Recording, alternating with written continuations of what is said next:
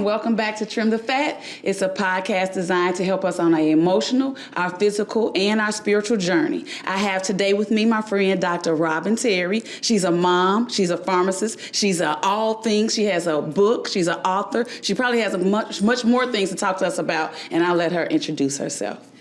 Thank you, Rhonda. You're welcome. Good segue.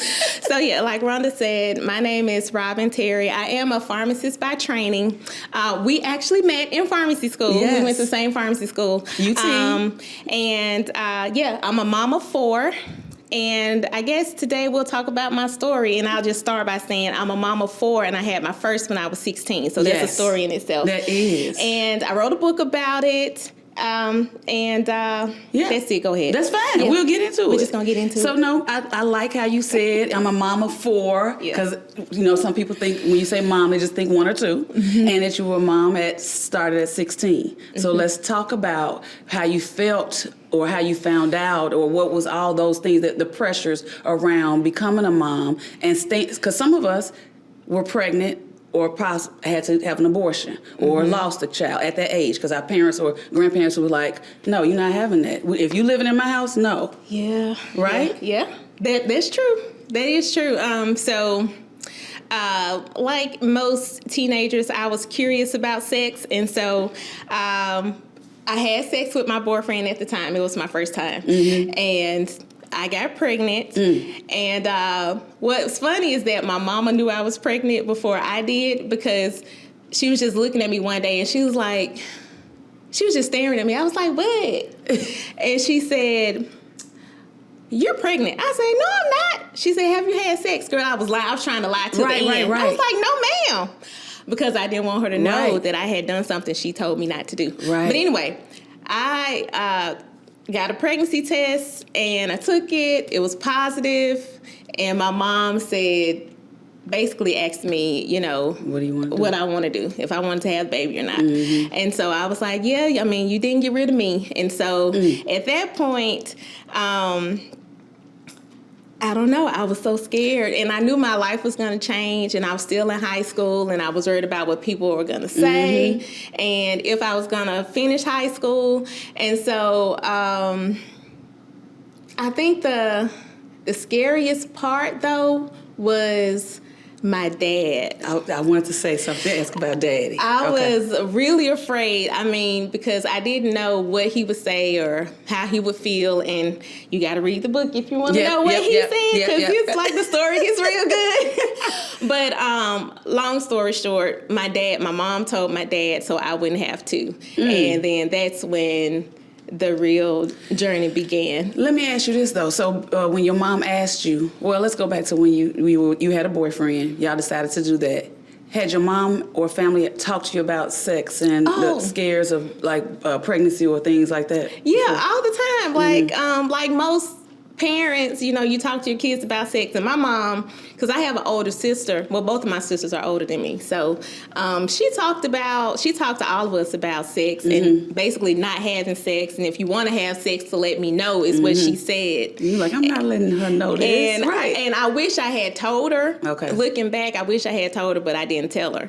And because she had become, she was really strict when we were younger, but then as we got older and became teenagers, she became easier to talk to. Okay. And, it was, we talked about everything. And so that's one of my regrets is that I didn't tell my mom. And I think she kind of would have talked me out of it, but then she would have given me the tools I needed if I was going to do it anyway. Right, because look, at that age and in those times, it was bound to I'm not saying that that's the way it should be, but I remember at that age, you're a pretty girl, you got a lot of boys in the class. We got girls that's doing way more things than just that. Yeah. And you'd get curious, like you said, or they make you feel so good and so pretty, and you my girlfriend, you my we supposed to be doing this. Yeah. Those type of things. So I've been there, I've done that, and then even if you didn't do anything, you have a big hickey on your on your neck. Well, those 99, 2000, y'all don't know.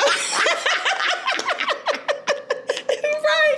But I'm just saying, I recall, so it's difficult. And I know that even right now, I think it's better for us as moms in this generation, just because I guess many, I ain't gonna say everybody. I want to set up a place where my daughter feels safe to talk about it. yes, I'll be mad. But right now, I talk to her about things that my mom would never talk to me about at 12 or 13. Yeah. You know what I mean? Yeah. So, moving on. So, you're 16. You had your baby. What grade were you in then? I was in, so I got pregnant. Girl, let me go back. Let me see. What grade was I in? I was in 10th grade. Going to 11 or in the, yeah.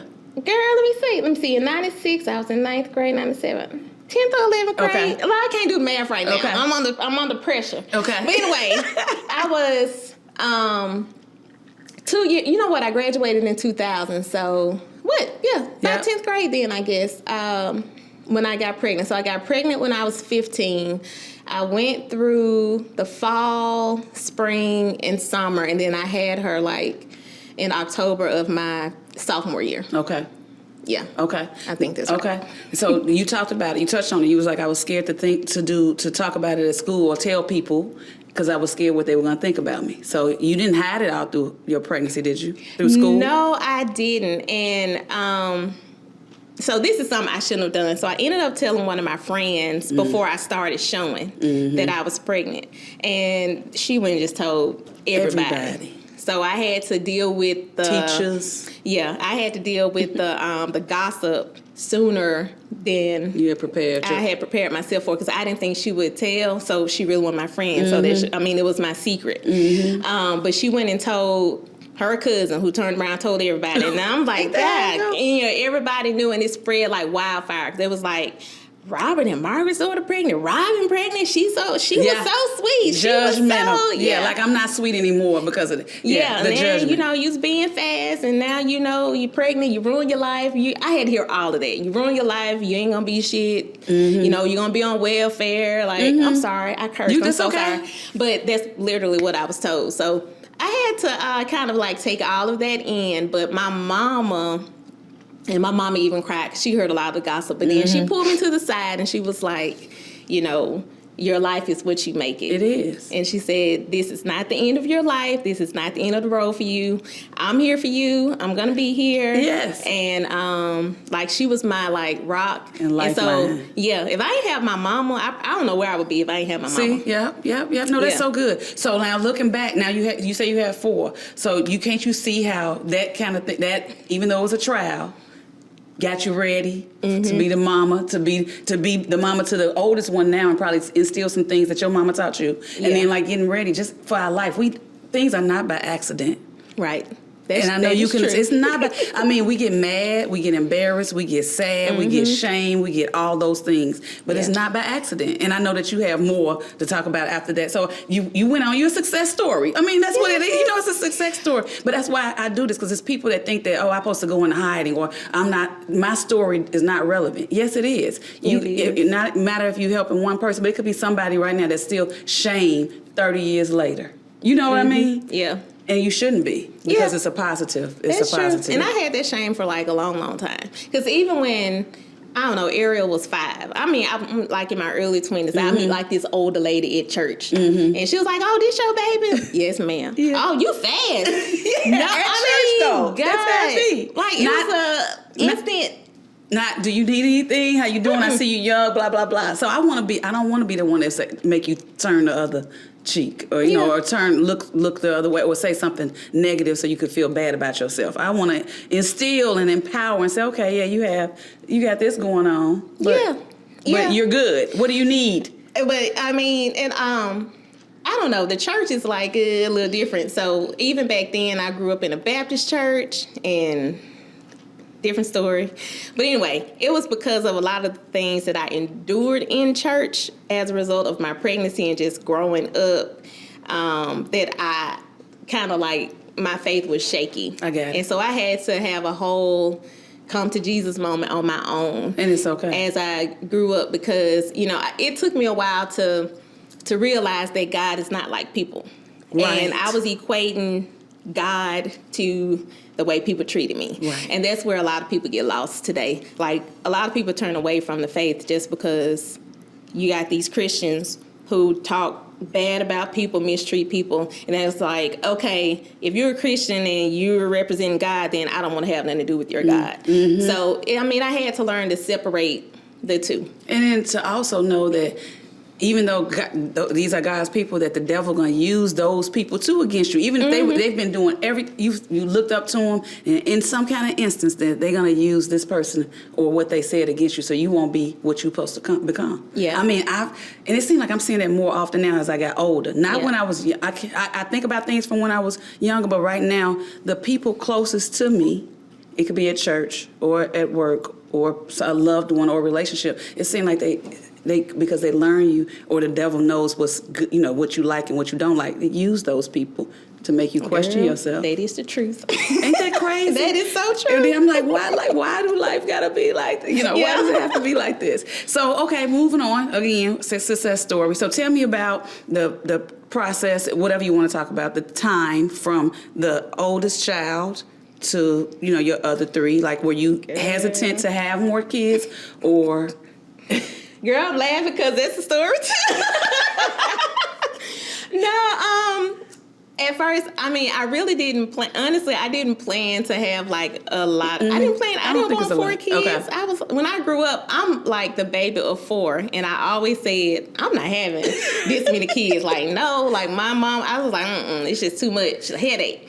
And between Ariel and my son Caleb, 9-year difference, but I was actually in pharmacy school when I got pregnant with Caleb. Mm-hmm. And Lord, read the book. Read the book. But that's another story. I ain't got enough time. Yeah. But so even with Caleb, because, and again, I was not married, and I had to face judgment again. So now you got in school, now you're going to flunk out. You're not going to finish. But I'm like, oh my God, I just can't catch a break. But I did it to myself. That's okay. But but that's okay. Yeah. So there's so many things. We put so many things on ourselves and so many pressures. Like, okay, I don't want to let these people down. Mm-hmm. I don't want to let myself down too. But things happen. Yeah. And especially life. And now you got all this to talk about and share. And then now you can see yourself. I think about it because I always wanted more than one child. And because of divorce, I didn't get a chance to have it. And then to have another child. But I'm happy with my one. But I would have had 2 or 3. But I never thought I wanted kids. Like,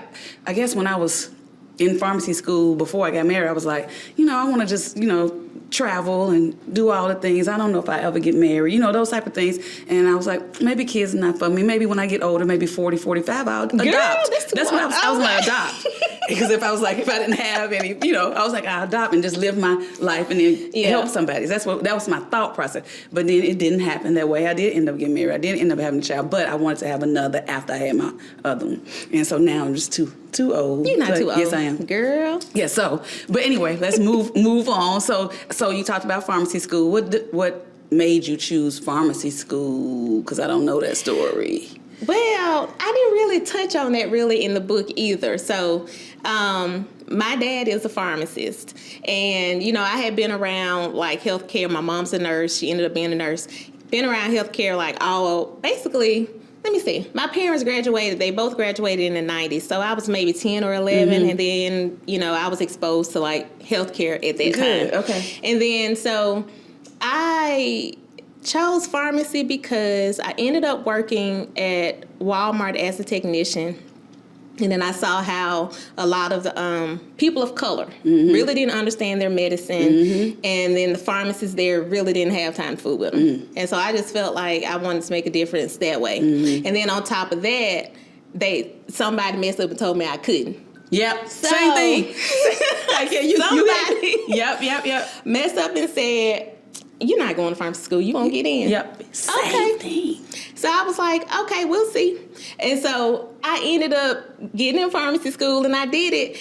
I do like helping people, but I really, when I think about it now and look back, I really, really did it to prove a point. Okay. I get you. Like, you told me I couldn't, but... Here, let me show you. Yeah. And I can do anything that you say I can't do. Yeah. I get it. So you do something else. You're outside of the pharmacy sector right now? I'm still in the pharmacy sector. I'm not seeing patients directly anymore. So I work for a company where I basically serve as a consultant to help providers like build out pharmacies and things like that. So I do like that. I've learned a lot, and I've helped a lot of patients. over the years. I like that. See, this is the other thing. A lot of people think that because you said Walmart, you were working there, people think that, and still to this day, you'll be surprised how many people think that pharmacists are just behind the counter with pills and checking a bottle. And even not talk, they don't even think that the pharmacists really take time to talk to them. But it's so many things that we do in this profession. Yeah. And I love that you have that type of profession right now. Yeah, and you seem happy about it. Yeah, I am because I was in oncology for a while, working at, a clinic in the city. And I loved it. And I saw a lot of, patients survive and some they didn't. Yeah. And so good days, bad days there. But... and then I even worked at Kroger. I had a lot of jobs, not a lot as bad, but with every role I took, it was basically a role to expand my, skill set. So, well, some people say it's good. Some people look like I think about loyalty, but you don't have to be loyal to jobs because sometimes they're not loyal to you. But I have a friend. She's back in Chicago. But what she does, she doesn't care if she only been there 3 years. She said if something better come along, then she'll apply. And then she'll be there. She's probably had maybe 4 or 5 different companies, which is not bad. It's not. And she loves every time she moves up every time. And sometimes I'm like, I want to stay for my team, So which I'm doing right now, which I love my team and I love what I'm doing, but it's like sometimes that loyalty aspect in my mind, I'm like, dang, I should apply for this, and now it's gone. Well, another one will come around, so that's true. Apply next time. That's true. That's true. You never know. That's true. So okay, now we're getting into the book, and one of the things you have being resilient. Yes. And so we're going to talk about, and I love the cover, and I love I love everything about it. So tell me, so what triggered or initiated was the driving force behind you? Well, I'll say, let me just put it right here for the viewers. Yes. It's available on Amazon. I'll say that over the years, when people would ask me about my story, I thought everything was muted. I'm sorry. That's okay. When people would ask me, like, basically, what made you go to pharmacy school? How did you do it with a child and all that kind of stuff? I decided, I would tell them about it. And then some responses would be positive. Oh, my God, that's great. And then you would get the negative responses. Oh, everybody ain't able. Yeah. Like, what in the world? I mean, literally, everybody ain't able. Yeah. Everybody is able. You just different have to, methods. Yeah, you just have to basically not give up. And so I wrote the book because there are a lot of teen moms out there, a lot of moms like me, not married, you had kids and you feel like your world is falling apart and you don't know what to do and you feel alone, because I felt alone even though I had, my mom and sisters. I still felt by myself because I was like, nobody understands what I'm feeling. And I was like, God don't even understand. Yeah. And so that's why I wrote the book, because I just wanted to be like a ray of like hope for somebody. I get it. Okay. And so what's been people receiving when they read the book and they talk about the things that they got from it? Because I haven't, but it's on my thing to read, and so hopefully I'll read it this summer, and I'll be able to talk more about it on here. Well, actually, I've gotten a lot of really good feedback. I think most people, from everybody that's actually written to me, I mean, I've gotten messages in my, Facebook Messenger, emails and things like that. They really love my mama. I'm like, yeah, I love your mama. Even because listen, what you said, most mothers, especially then, would be like, I'm washing my hands at you, or things like that. And for her to be so supportive, so I know that there's more things about that in there. It and is. She could be like a role model to other moms. You know what I mean? Yeah, she is. And so, but I've gotten feedback, and some people have said that, it's helped with their faith. Some of them are saying, it's just a great read. I love your story. This because they love to read like autobiographies and memoirs. And so, really good feedback. And good. So let me ask you this. So when you wrote it, were there things like where you was like, okay, I'm going to be vulnerable. I'm going to let everything out. I'm not embarrassed. You used to be embarrassed about it, or you never shared things with me. You was like, okay, I'm putting it out there because this is what I want to talk about. This is what I want to share. Because there's so many things, like right now, it's some things you touched on. I was like, okay, dang, I never talked about this out loud. You know what I mean? Yeah. So and to put it in the book, and it's always there, and it's archived, and it's available. Did you struggle with putting some of the stuff out there? Not really. I wanted it to be relatable because I feel like a lot of people that write like faith-based stories are very vague. They're just like, oh, I just held on to my faith, and they don't talk about how they cried and cussed and, fought and things like that. And so it's really raw. There are some like 4-letter words in there and things like that. So I had to warn the church folks. When you read it, I mean, don't judge me, but I went back in time.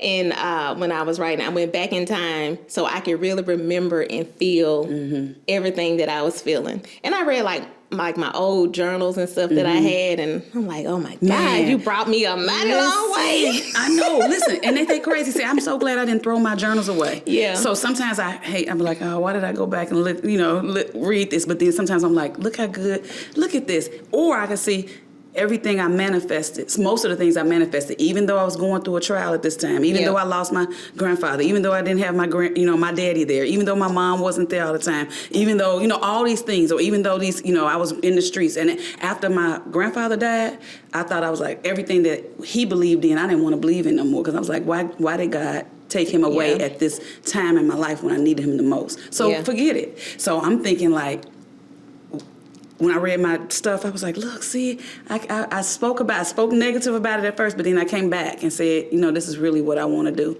and this is how I want it to be. This is how the relationship is going to be with my mom. This is how I'm going to be. I'm going to leave Chicago. I'm not going to, do the things that I'm going to self-sabotage. I didn't want to self-sabotage. I could have did that. And all of that to make a great story, so you need to like... So, and that's one of the things I'm like, okay, so many of my friends are writing books, and I've been wanting to write a book for years. I wrote some poetry and stuff. I did like a book of poetry, but I still never released that. I got so much stuff.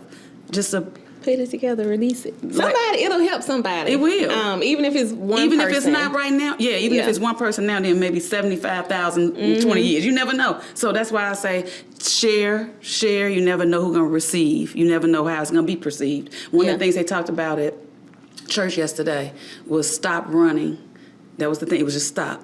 It said stop running. The other thing he said was you're not going to be received as you're perceived to be. Yep. So if you perceive yourself not able, then you're going to be received as not able. If you perceive yourself as confident, you'll be received as confident. And so I love that. Even though it's so simple and simplistic, it's like, okay, you're doing something with everything that I got, but I got to believe in everything. I'll be compartmentalizing things like, okay, I believe this, but I'm not going to believe this. No, you got to believe it all, and I live by that proverb. Power of life and death is in your own tongue. So whatever you say, and that's what it's going to be. So you have to say all positive things and all good things, even when the negative creeps in, because it will. And that's just all like the enemy. Is always going to be some negative thought, but you're going to have to, counteract that negative thought with a positive thought. Yep. To keep that positivity. And we need a reminder every day to do, so I don't know if you do devotion or you do a daily devotion. I do. Okay, what's like your morning routine and your bedtime routine to keep the the optimism going and things like that? So the mornings I get up before everybody in the house. I started doing that a few years ago because I felt like it wasn't enough time in the day. And I'm an introvert by nature, and so I need my quiet time. Okay. And so, and I learned years ago to get up before my children get up. Because once they woke up, they were on 10. Like, mama. So, and I've just kept doing that, like, through the years. And so that would be my time to get up, read devotions, pray, walk around and enjoy the quiet, because my life is, like, full of, like, noise all day long. And so that's what I do in the mornings.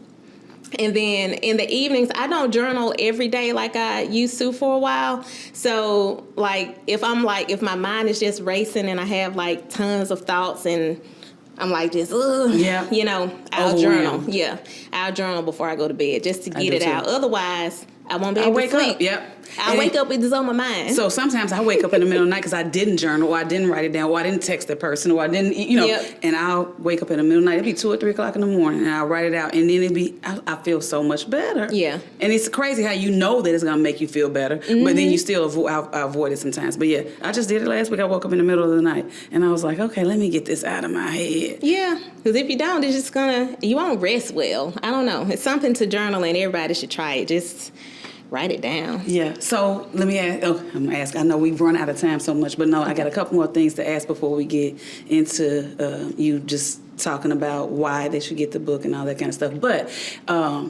when you think about you, because you have so much going on, you have a career, you have your children, you have all the things that you say you introvert, but some people are a mixture of both. So I don't get that from you right now. So yeah, so I don't know if if it depends on who you're around or whatever. But I don't usually. Yeah, so it depends. Like, or if it's a big group, certain things. But when you think about things you want to do for you, not just walking around while they sleep. When you think about self-care, as I ask everybody that, what do you do for you as self-care? Do you remember to do these things as self-care for you? Not all the time. And I do neglect myself. But when I really, really need a break, don't judge me. I do what I call a me-cation. Okay. And so I'll leave the kids behind. Yeah. And when I was married at the time, I left my husband behind. Yes. And I would take, even my best friend, she couldn't come. Yeah. And I would take just like a weekend. That's the ultimate self-care for me. I'll take a weekend and go somewhere. Stay at a hotel. It's not even about meeting new people or having fun or going out. It's just really just to sit down and just be quiet and breathe with myself and breathe. I love that. I think every mama should do it. I do too. Because they have vacations, friendcation, blah blah blah. I need a me-cation. When I say I love that, I think about it all the time. And then Nadia's my baby's with her dad every other weekend. But then I fill my weekend up with other things that I can't do when we're together. So it'll be with friends, or it'll be an event, or it'll be something like that. I want to do that so bad. Yeah, you should. Because it gives you time to just be quiet with yourself, reflect, and just, have outside some one-on-one time with God, and just be like, okay. Yeah. I do that once a year, and it's about that time, so I'm getting stressed out. I do it once a year, and then when I'm not doing that, I will I'll take myself out on a date. Like, I took myself out on a date Friday night. Okay. I went out, I had a steak and potatoes and some wine, and I was just chilling, just so I can have some alone quality time. The usual manicure, pedicure stuff. That's great, but I like to, that's my pampering that's your time reward, when I'm by myself. I love that. I take myself to the movies and out to eat sometimes. I just hadn't had a chance to do it this. And I was saying on another episode, who was I with? But anyway, I was talking about how we did a vision board, and I did a calendar, and I wrote in the calendar every month so I wouldn't forget, because I look at my calendar, my paper, more than I do my phone. Okay. And I put in there, make time for me every month. About 4 months went by and I hadn't made time for me to do some of the things that I was doing. Oh, yeah. But I'm back on it now. Okay, good. Yeah, so I'm doing better. I'm taking care of me, and I'm doing some fun things. Okay, so hopefully you'll come back. Hopefully we'll talk about some more things of being mom, or being the me-cation when you go. Because I really am. I'm going to plan it. You should before the years, because I'm not scared to go anywhere by myself. Me either. I'm not scared to go out of the country by myself either. I was gonna do that last December, and I messed up and told my friend. I was like, "Girl, I'm finna go to Cabo." She said, "What?" She said, "Don't do that. They get stole." Yeah. She said, "By yourself?" I said, "Yeah." She was like, "No, I'm put on Life 360 on your phone." So it turned out to be fun, but and plus I had never traveled internationally alone, and so she was like, "No, I'm coming with you." Okay. But I still managed to get some just me time. Mm-hmm. Okay, yeah. I love that. Well, no, I love everything we talked about, and you see how fast the time went. I know. You see, that's okay. So you said the book is on Amazon. Yeah, it's available on Amazon. Tell us the title, the name, why they should buy it. Mm-hmm. Moms, girls, whoever, even if they're not a mom or a girl, a man can probably learn something. I had a men's group to read it. Okay. And they said they learned so much about how they should interact with their daughters. See? because of the story with me and my daddy. But anyway, so it's Resilient, My Story, God's Glory, available on Amazon. And I feel like if you're like in a book club, women's group, teen group, anything like that, because there's a lot of things that apply to teenagers, young adults, even older people. I feel like it's relatable. Okay, I like that. And once you start it, you won't be able to put it down. So I've been told. Okay. Many, many, many times. So we have a book club, and but everybody picks a book every month. So when it's my turn again, then we're gonna try this book. Well, I hope y'all like it. And then am I able to give a person that comments, of how I want to do it, this copy? Yes, you can give this copy away. Okay, and I'll announce how I'm gonna give the copy away, but I might keep it for myself. But no, I'll give it away, and I'll order one for you. So thank you guys for listening and watching today. Trim the Fat. You can find me on Facebook on Trim the Fat by Dr. Rhonda G. I hope you followed there. If you felt that this episode helped you in some way or triggered a thought that can help somebody else, go ahead and share, comment, reach out to Robin if you want to, and then follow on Trim_the Fat at Instagram. And like and subscribe. Thank you for watching. Thank you.